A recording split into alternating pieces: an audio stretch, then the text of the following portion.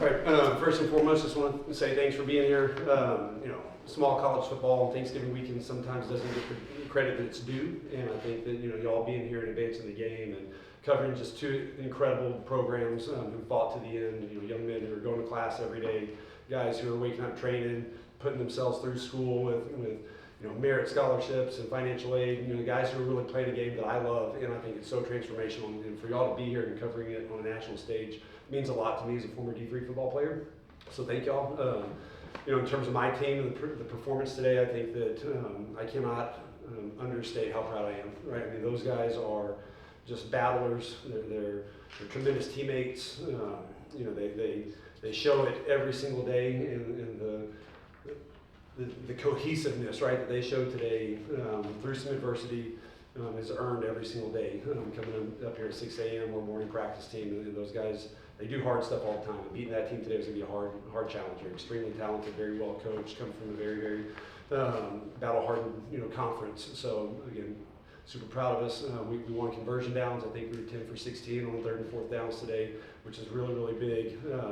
Our defense is obviously extremely explosive, but we have to do a great job on offense to keep those guys fresh and healthy.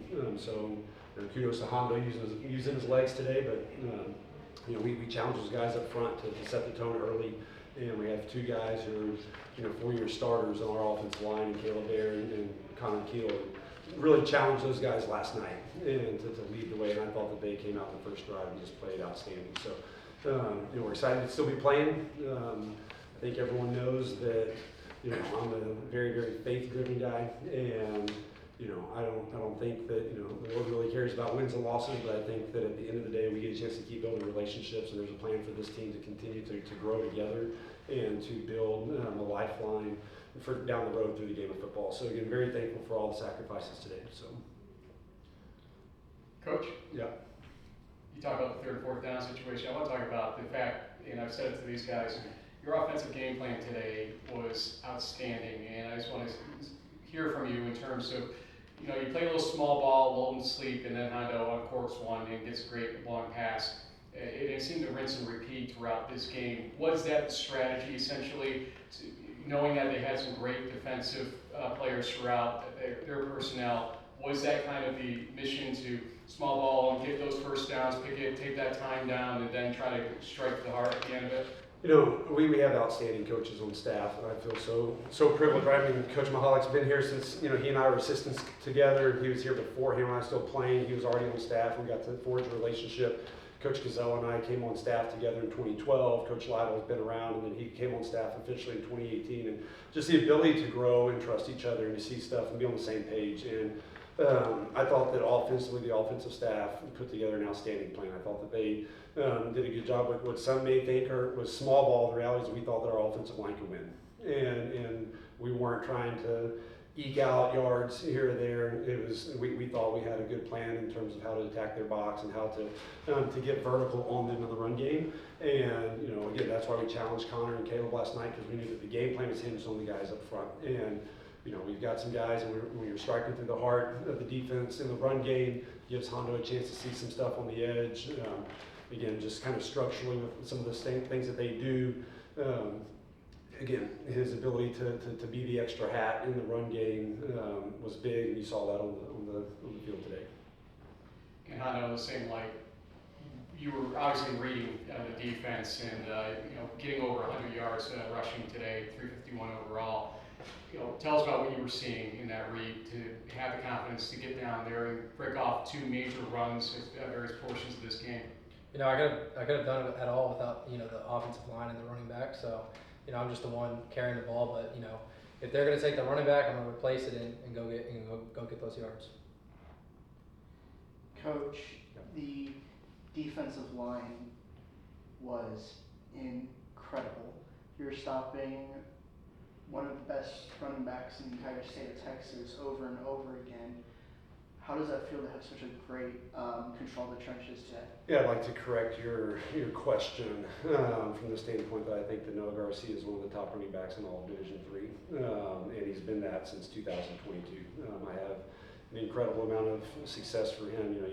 you can turn on the film and remember what he did against Wisconsin lacrosse in 2023. Again, extremely dynamic, and we knew that we were going to have to remain gap sound. You know, this guy next to me can run with anybody, but he's going to have to slow down a little bit and stay patient, stay on the back hip, and track properly so that we can make sure that we continue to keep him in front of us. But yeah, you know, it all starts up front. We've got to keep TJ, we've got to keep Dorian clean. Then you had guys like Ron Irwin step in, you know, some different sub packages, Jaden Powell coming off the edge on some really key down and distance, you know, playing the nickel position on the short side, taking on offensive linemen, taking on a kick out block for a huge TFL at one point. Again, it's a collective effort, but again, our guys trust, right? They trust their coaches. Coach Dowson does a great job with our defensive line every single day. We had some injuries early that forced us earlier in the year to make some personnel changes. Moving Ezra and got you inside at different times earlier in the year because of injury really changed a different dynamic for us, right? Provided a different level of explosiveness between the B gaps, and so being able to roll those guys was awesome and keep them fresh. And you know, just you saw it, I saw it. They played awesome. Coach, it felt like every time they were about to get back in the game, y'all made a play, interception in the first half and then the second half. What does it say about this team that y'all were able to kind of handle a lot of those shifts? Yeah, it's a next man up mentality. It's a constant resilience. We talked about it. You know, we don't have a big roster. You know, we've got, I think, 88 guys practicing right now. You know, we start with about 112 in camp with our team, and so you've got guys who continue to battle. They continue to show up. Parker Miller, who had that interception, he's filling in for Delvin Gant. Right? I think Delvin Gant's a first-team all-conference level player for us, and you know, he left it on the line. And Maryville couldn't play this week. Parker he's played a variety of spots for us as a first year. Just high IQ, football savvy kid, but most importantly, he's an incredible competitor. And I think that radiates through our team, right? We have guys who just refuse to give up, guys who aren't scared of the lights. But you know, Parker's just a small glimmer there of what you're talking about. Okay, he got beat on 2 previous plays, right? You know, the touchdown where they had a great job. You know, the quarterback hung in there, and we had a little miscommunication, man coverage, and they find number 2 for the touchdown. Previously, now then they flip around, and Parker just stays steady, right? Again, we're just going to keep chopping wood. He came back and stepped in front of it right there at halftime for that big interception. TJ, let's talk about it. Besides the 8 tackles, 1.5 for loss, 1 sack, there's a 70-yard run back we got to talk about from an interception.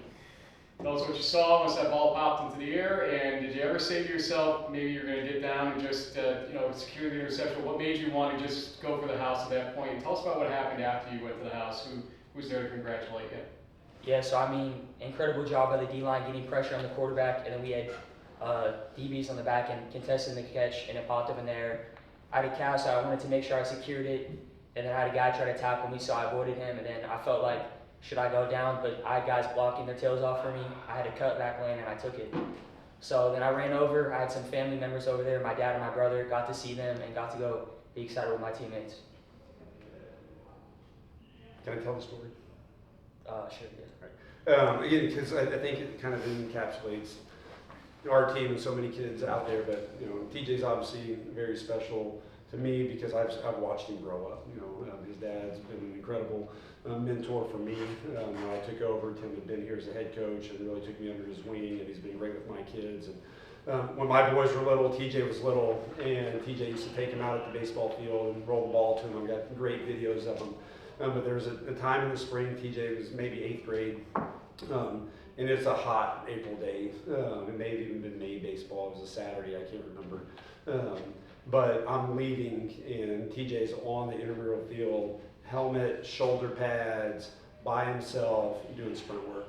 And doing all this stuff as a little guy because he had a big dream, right? And our guys all had that dream, right, of making plays in big moments. And there's no doubt in my mind, he's probably running through plays in the 8th grader brain of whatever it was, you know. What middle school did you go to?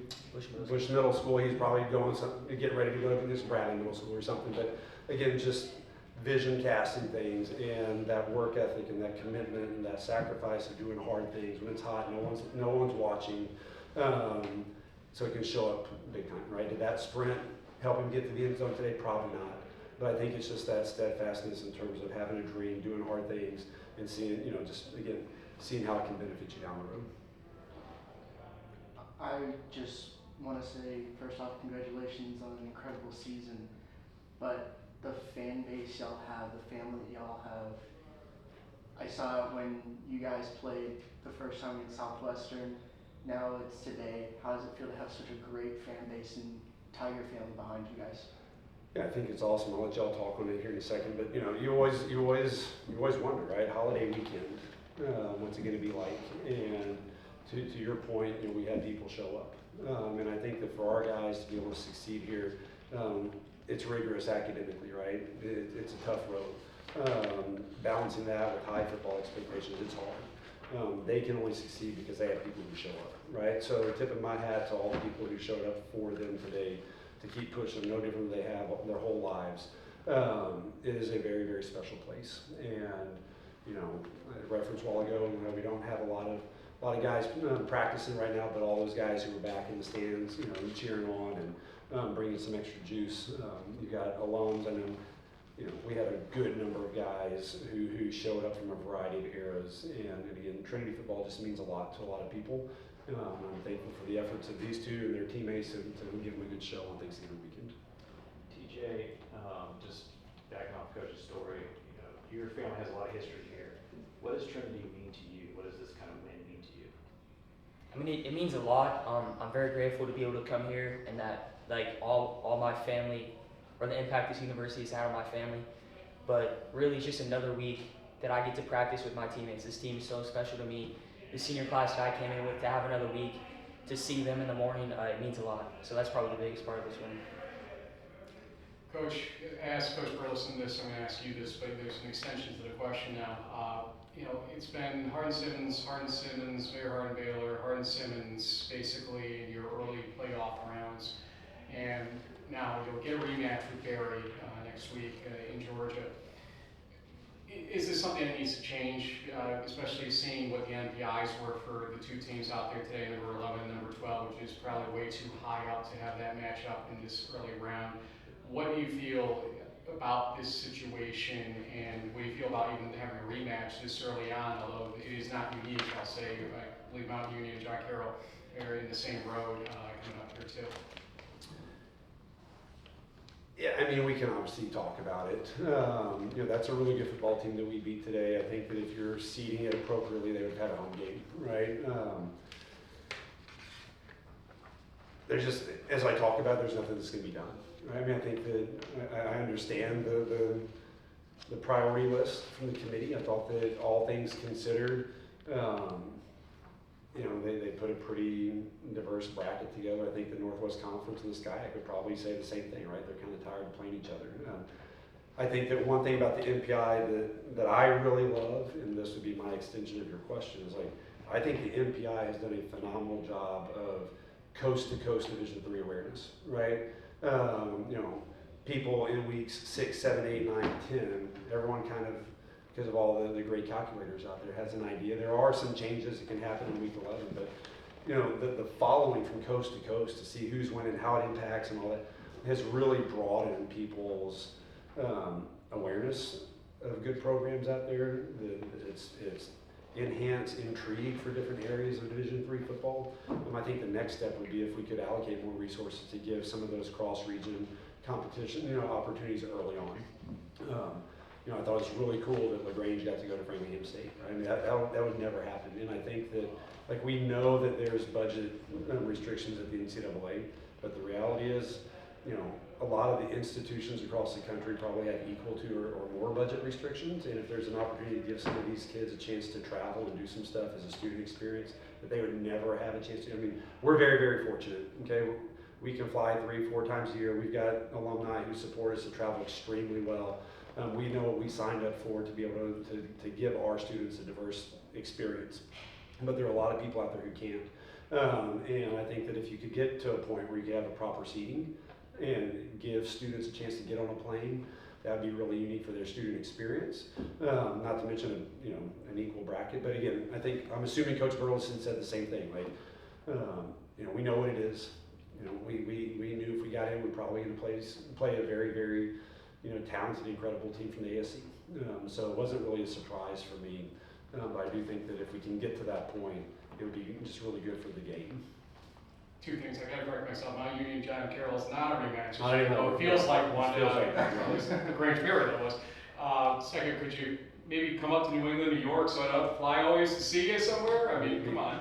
We could try. We can talk to the committee and see if you got some sway on that. We'll see. But yeah, I mean, again, we're pretty fortunate. Like I said, we've gotten a chance to give our guys some unique experiences both in conference and, you know, being able to get to Pacific Lutheran this year and some, you know, Hardin-Simmons obviously getting a chance to go to Chapman. I know that it's difficult for a lot of people, but to be able to provide that early in the year for some guys, knowing we may have a Texas opponent in the playoffs, it's pretty cool. I know your name, because of how cool your name is, comes up nationally, but you haven't received necessarily the credit that a lot of people would expect, like the Tucker Horns may have received in the past. Have you fed off that to a certain degree in a day like today where people weren't really talking about you to that degree in terms of national quarterbacks and whatnot? Was that something you felt, hey, you know, I'm going to go show who Hondo Franklin is out there the way you did today? No, sir, not really. I mean, I'm just worried about going 1-0 every week, and you know, just worried about what's in our locker room. You know, everything else can be said, national quarterback, whatever. But I'm just here to, you know, win games and help my teammates out. Coach, these are some great men you have next to you. So when you build a program, what are some core values you look at as far as your recruiting kids? I mean, obviously for us, intrinsic motivation is really, really big. You know, we're going to spend a lot of time, you know, while school's hard, getting into school here is really, really hard. And, you know, we were a school that you know, we're not going to be, do we have some transfers? Sure, but, you know, it's just not a transfer-driven institution. So we have to really be intentional in terms of, you know, what kind of adversity guys overcome. Are they intrinsically motivated? Do they really want to use an academic opportunity to possibly change the course of life, right? And when I came to school here, that was really big for me. And we look at the other stuff because everyone loves ball, right? But sometimes ball can get tedious and sometimes ball can get hard and overwhelming when you have all the other stress from school and you know, the academic load that our guys have. So we don't shy behind that. Okay, we talk about it a lot, you know, and we push and we really prod in terms of things that they've overcome. I mean, this guy right here, you talk about, you know, how he was maybe approaching the week. Like I knew without a shadow of a doubt that for him, it's all about his teammates. It's all about winning. You know, you look at his high school career, and you peel the onion back, right? Like he probably doesn't even know this, but his sophomore year or his junior year is the reason why we recruited him. Because he had an incredible year his sophomore year, newcomer of the year in an elite district. Okay, had some other things happen, had an injury, had some stuff happen to where he wasn't the starter as a junior. And then had a chance to come back as a senior, and he stayed true to his teammates. His coaches had everything great to say about him from the junior. That was all my questions, right? I could see him throwing the football, but it was how did he treat it as a junior? Because we need guys who come and stay, regardless of role, continue to love their teammates, develop in our program, right? I mean, this guy here, he became a starter this year after having incredible development and waiting his turn, right? So to me, that goes back to the other stuff. You know, what kind of adversity have they overcome? What kind of teammate are they? Are they really bought into all this other stuff that Trinity can provide, as well as being a part of a close-knit football team? To the players, though, I've got to ask you, in this world of the portal, and Texas football has been a big part of the portal, whether you like it or not. This school, while you've had some, obviously, look into it, it's not nearly the number as other schools are facing. So I'd like to ask the players, why? What is it about this program, this coach, or the coaching staff, or something else that's making the team stay cohesive to the degree that's happening, unlike some teams in the state, in this country right now? Yeah, I mean, I think it's like everyone says it, but it's a family here. We have a small team here. This is a unique place, and I think that the struggles that we go through academically, football-wise, I think it makes us more tight-knit. So I think that it's really special, and that's why a lot of guys think about leaving. Yeah, to piggyback off that, I think we just we have a brotherhood here. You know, we come here to play here. We come here for our teammates, our coaches. We just fall in love with it, and we love it so much. So, you know, it's hard to beat a brotherhood, and I would never want to leave for that. To bounce off of his question and Frank's question, do you think that the rigorous academics of this school, not only one, helps with discipline in the football team, but also does it help y'all kind of come together? 100%.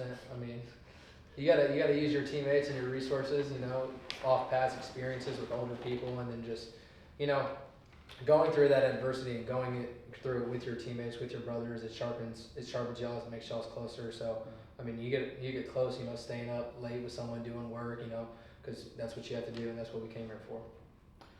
All right, thanks guys. Appreciate your time. Thank y'all.